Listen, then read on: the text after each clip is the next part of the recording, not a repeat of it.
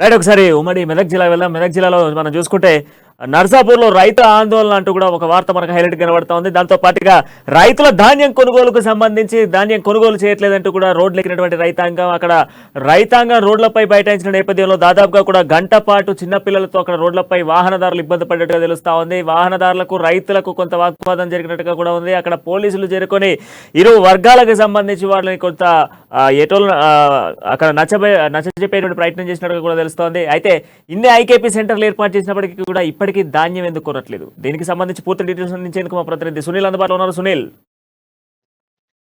మెదక్ జిల్లా వ్యాప్తంగా అయితే ప్రతి చోట రోజు వరికి సంబంధించినటువంటి వరి ధాన్యానికి సంబంధించినటువంటి రైతులు ఆందోళన చేస్తున్నటువంటి పరిస్థితి ఉంది. అయితే వరుసగా గత కొద్ది రోజులుగా నర్సాపూర్ చౌరస్తా వద్ద రైతులు రాస్తారోకో చేస్తున్నారు. తమ వడ్లు కొనుగోలు చేయడం లేదని ఐకేపీ కేంద్రాల్లో వడ్లు తూకం వేశాక లారీల కొరత కారణంగా కూడా వడ్లు తరలించేందుకు నిర్లక్ష్యం వహిస్తున్నారని చెప్పి కూడా ప్రతినిత్యం వాళ్ళు ధర్నా చేస్తున్నటువంటి పరిస్థితి ఉంది. అయితే ఈ ధర్నాతో విసిగి చెందినటువంటి వాహనదారులు ఒక్కసారిగా రైతులపై అసహనం వ్యక్తం చేశారు.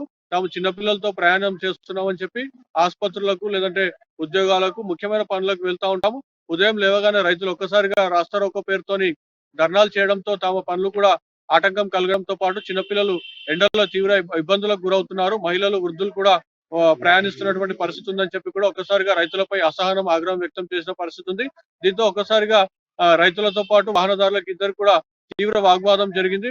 మరోవైపు ఒకరినొకరు తోసుకునే పరిస్థితి వరకు చేరింది. ఈ నేపథ్యంలో పోలీసులు రంగప్రవేశం చేశారు. ఇరు వర్గాలను సముదాయించే ప్రయత్నం చేశారు. రైతులు ఏదైనా సమస్య ఉంటే అధికారులతో మాట్లాడుకోవాలని చెప్పి చెప్తా ఉన్నారు.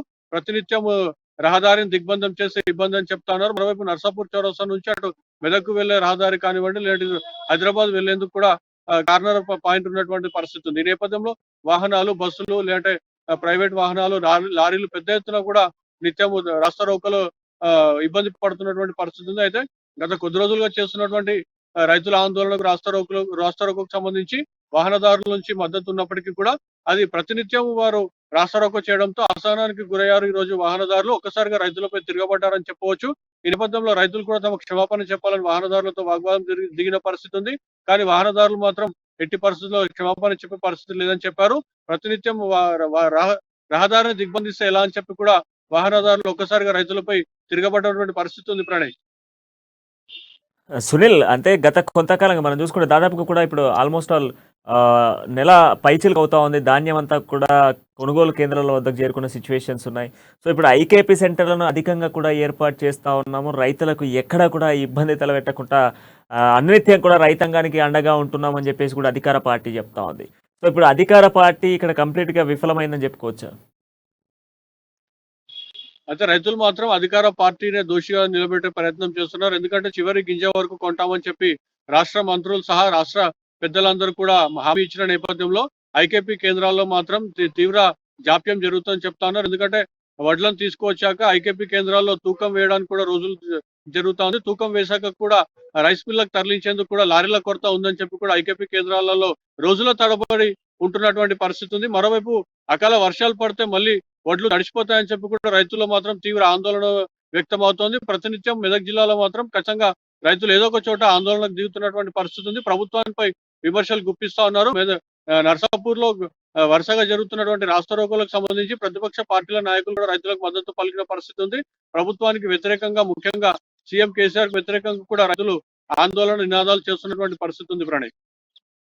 ఇప్పుడు మెదక్ జిల్లాకి సంబంధించి ఇప్పుడు నర్సాపూర్ పరిసర ప్రాంతాలకు సంబంధించి ఎన్ని ఎన్ని ఐకేపీ సెంటర్లు ఏర్పాటు చేశారు? ఐకేపీ సెంటర్లకు ఉన్నటువంటి ఐకేపీ సెంటర్లు ఎన్ని ఏర్పాటు చేశారు? వాటి పరిస్థితులు ఏంటి అసలు?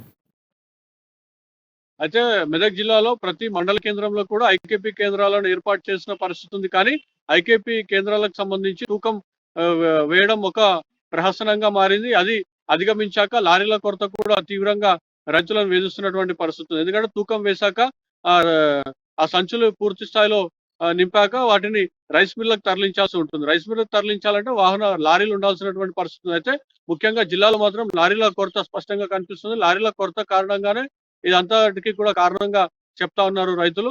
వీటన్నిటిని అధిగమించాలని చెప్పి ఎన్నోసార్లు చెప్పినప్పటికీ కూడా అధికారులు పట్టించుకోవడం లేదని చెప్తా ఉన్నారు. రాష్ట్ర ప్రభుత్వం మాత్రం ఐకేపీ కేంద్రాల వడ్ల సేకరణకు సంబంధించి అయితే జిల్లా కలెక్టర్లకు బాధ్యత అప్పచెప్పినటువంటి పరిస్థితి.